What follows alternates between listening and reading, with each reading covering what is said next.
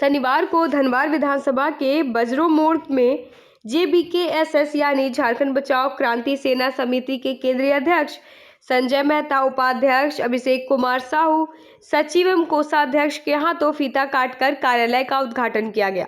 साथ ही धनवार मांग बदलाव को लेकर घोषणा पत्र का भी विमोचन किया गया। इस दौरान केंद्रीय अध्यक्ष संजय मेहता ने झारखंड वासियों के हितों की बात करते हुए JBKSS की सेना बनाने की अपील की ताकि झारखंड को लूटने से बचाया जा सके। वहीं केंद्रीय उपाध्यक्ष अभिषेक कुमार ने कहा कि हम लोग धनवार विधानसभा में एक विजन लेकर आए हैं। इस विधानसभा की समस्याओं का समाधान कैसे हो, इसकी पूरी रूपरेखा एक घोषणा पत्र जारी कर जनता के बीच जाने का काम करेंगे।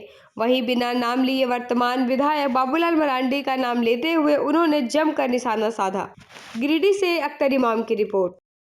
ऐसे नौजवानों को और खासकर अपने भाई और मेरे संगठन के साथी और संगठन में केंद्रीय उपाध्यक्ष का दायित्व निभाने वाले अभिषेक जी का, जिन्होंने प्रवक्ता का भी दायित्व वो बखूबी निभा रहे हैं, उनका कि उन्होंने इस बात को साबित करके दिखाया है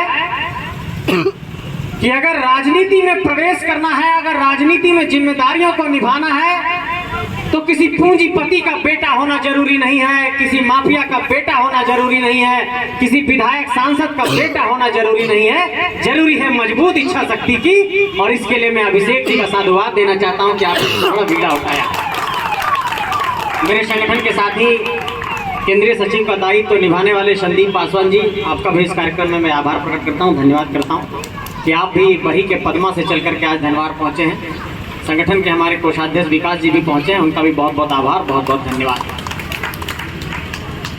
साथियों, आप लोगों से आज जिन पहलुओं पर बात करना चाहता हूं कि हम लोग राजनीति में आएंगे, तमाम विषयों पर बात करेंगे, कार्यालय खोलेंगे, तो क्या इसी तरीके से सिर्फ चीजें चलेंगी या कुछ बदलाव का भी हम लोग एक बीड़ा उठाएंगे। आज तमाम आप लोगों को ये बात का विश्वास दिलाना चाहता हूं कि ये जो नौजवान झारखंड के अंदर आपको दिखाई पड़ रहे हैं, चाहे वो अभिषेक हो, चाहे वो हमारे टीम के तमाम साथी हो, हर जगह पे एक बहुत बड़ा उत्साह है कि किस तरीके से झारखंड को बदला जाए। पूरे झारखंड के अंदर अगर सबसे ज्यादा यहाँ पर लोगों का छल और कपट हुआ तो यहाँ के नौजवानों के साथ हुआ।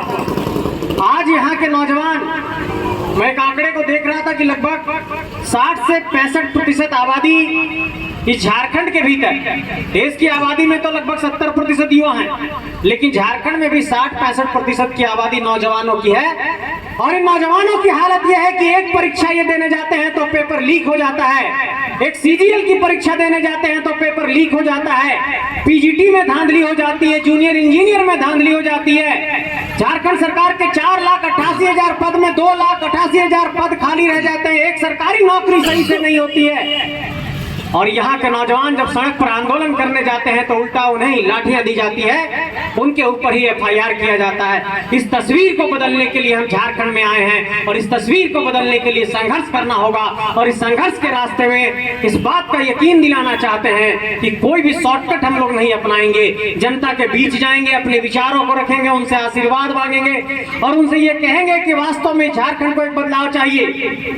अगर आज ये नौजवान नहीं खड़े होंगे तो मैं इस बात का आपको विश्वास दिलाता हूं कि पूरी झारखंड की राजनीति पूंजीवाद में, वंशवाद में और परिवारवाद में सिमट करके रह गई है। झारखंड को जरूरत है कि आइए ऐसे नौजवानों को गांव घर से निकालते हैं, जो गांव घर के गलियारे से निकले, खेत खलिहान से निकले, कोई किसान मजदूर का बेटा निकले और ये ताल ठोक कर कहे कि अब हम भी नेतृत्व करने के लिए तैयार हैं। नेतृत्व की फौज अब खेतों से तैयार होगी। किसी विधायक के घर से अब विधायक नहीं निकलेगा, किसी सांसद के घर से सांसद नहीं निकलेगा।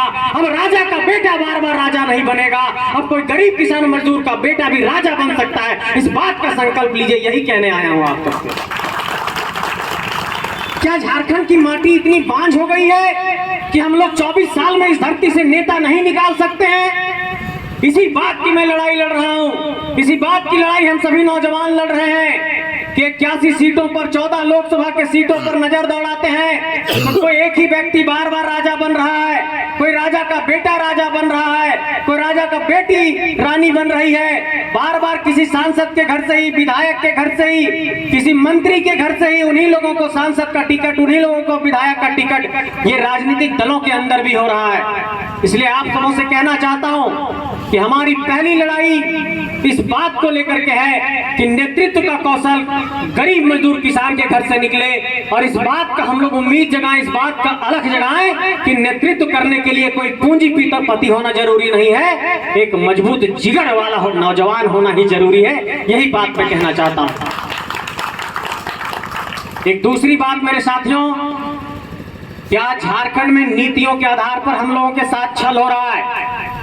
इस देश के अंदर कोई ऐसा राज्य नहीं है जहां पर नीति के स्तर पर, कानून के स्तर पर, पॉलिसी के लेवल पर इतना ज्यादा छल और कपट हो। ये वही इलाका है जिस इलाका ने झारखंड को पहला मुख्यमंत्री दिया। उनके प्रति बहुत सम्मान रखता हूं। सम्मान के भाव से ऐसे उत्तरदायी लोगों को, जिम्मेवार लोगों को सिर्फ ये याद दिलाना चाहता हूं, जो लोग भी राजनीति सत्ता में रहे, जो वर्तमान में रहे चाहे पूर्व में रहे, उन सभी लोगों से एक सवाल ये करना चाहता हूं कि अगर आपको ये कह लगता है कि आपने अपना काम किया है, आपने अपनी सरकारी दायित्वों का, अपने जिम्मेवारियों का निर्वहन किया है, तो फिर ये जो तस्वीरें निकल करके आती हैं कि दिल्ली में कोई ऑटो का चालक झारखंड का है, मुंबई में कोई ऑटो का चालक झारखंड का है, ये मजदूरों का जो पलायन हुआ है। और अभी मैं जब रास्ते में आ रहा था तो गाड़ी में भी मलेशिया में जो मजदूर फंसे हुए उनसे बातचीत करते हुए आ रहा था। 61 मजदूर फंसे हुए हैं, पिछले एक सप्ताह से उसमें परेशान हैं। लगातार कंपनी पे प्रेशर बनाए, विदेश मंत्रालय को लिखे, तो 61 मजदूरों में 33 मजदूरों का अभी वेतन भुगतान किया है, कुछ मजदूरों का और होना बाकी है। मेरा सवाल इस बात को लेकर के है कि जिन खेत खलिहान से हमारे जो मजदूर किसान यहाँ पर अपने खेतों में अपनी किसानी करके अपने बाल बच्चों को जाकर के राजधानी रांची में, हजारीबाग में जो पढ़ा रहे हैं, 10 बाय 10 के कमरे में एक नौजवान जो सपना देख रहा है, एक पिता जो दिल्ली से 5000 रुपया अपने बेटे को पढ़ने के लिए भेज रहा है, एक नौजवान कोई जाकर के परीक्षा लिख रहा है, उन सारे सपनों का झारखंड के अंदर कत्ल हो रहा है। इन सपनों का दफन किया जा रहा है, इन सपनों को पंख लगे, इसी बात की हम लोग लड़ाई लड़ रहे हैं। इसलिए मैं बिंदुवार सभी बातों को आपसे कहना चाहता हूं कि हम सिर्फ किसी पोस्टर में, कार्यालय लिख देने के लिए नहीं आए हैं, वास्तव में हम लोग बदलाव करने के लिए आए हैं। और इस बदलाव के लिए इस बात का भी भरोसा दिलाना चाहते हैं कि चाहे जिस मोर्चे पर भी, जिससे भी, जिस रूप में, जिस तरीके से टकराना पड़ेगा, हम लोग टकराएंगे। और पिछले 3 साल में इस बात को हम लोगों ने साबित करके दिखाया है।